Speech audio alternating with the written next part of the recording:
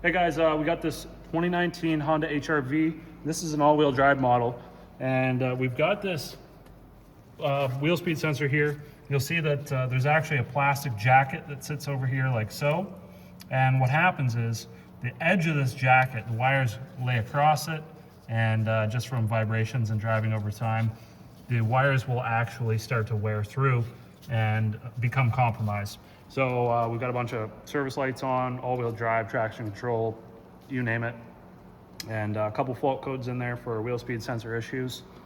And this is just a place to check. So there will be a rubber sleeve that you will peel back that goes on to the end of this piece here, and you should be able to tell if the wires are broken. You don't have to cut this off. I just cut it off to give you a further in-depth view of what that looks like. And yeah, that's just what happens. The edge of these things, I guess they're just a bit too sharp, sort of a design flaw in my opinion, but that's what happens. 2019 Honda HR-V. A Premium also makes wheel speed harness for this vehicle for about $40, and we'll have a link in the description if you need one of those.